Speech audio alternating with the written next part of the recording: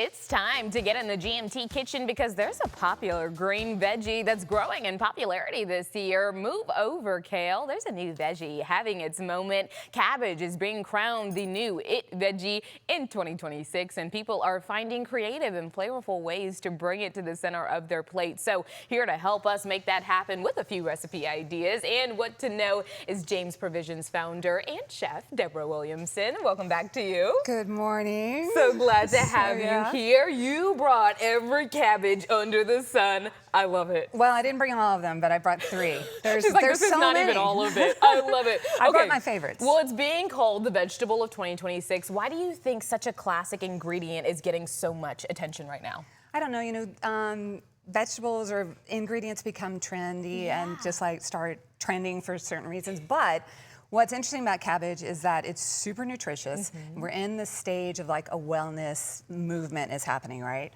So you're getting tons of vitamins, minerals, it's low calorie, it's high fiber, and they're super versatile, which is why we're kind of doing what we're doing today to show you all the versatile ways you can use it.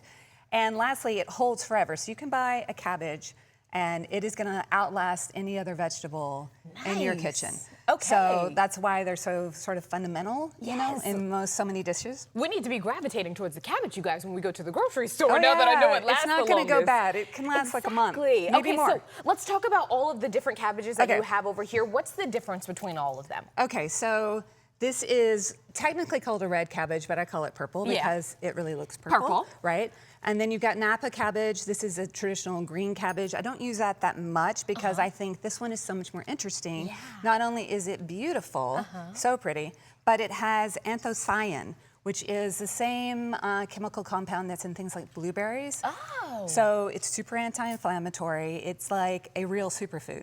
Cabbage in general is a superfood, but this one especially, if you think about any really colorful vegetables, that's what it's coming from. Nice. Yeah, so you get a lot of like health benefits, and then it's just fun, it's pretty, so it's, you know, nature at its best. We're getting a little science lesson this morning too, you guys. Okay, is there a science. difference for what each one can be used for? I feel like I've seen purple onion like in salads and stuff like that. Well, these harder cabbages are great for slaw, stir fry, soups. Those are also, you can turn into something creamy. A lot of people are making like cabbage lasagna, melted cabbage. These are great for that. Okay. The Napa is a much softer, like tender, really a little more succulent, and so that you're going to see more in wraps, spring rolls. We're going to add it to a soup here, so it has a nice texture. Yes. Okay. Well, we have all of these ingredients over here. Tell us what we're making today. Okay. So first we're going to start. This is a dish that's at the restaurant.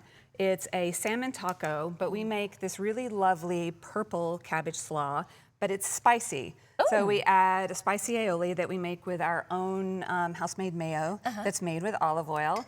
And then we're gonna use a little bit, it's already in here, but a jalapeno brine.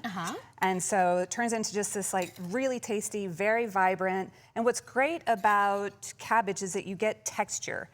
So not only, you know, it holds up well with heat, it holds up well with time. You can go ahead and sauce it. You can make your slaw and hold it for a few days and it actually only gets better. Very good. It's very versatile. It's very versatile. It's a very versatile vegetable. Okay. So we're adding, this is just like a lovely seared salmon.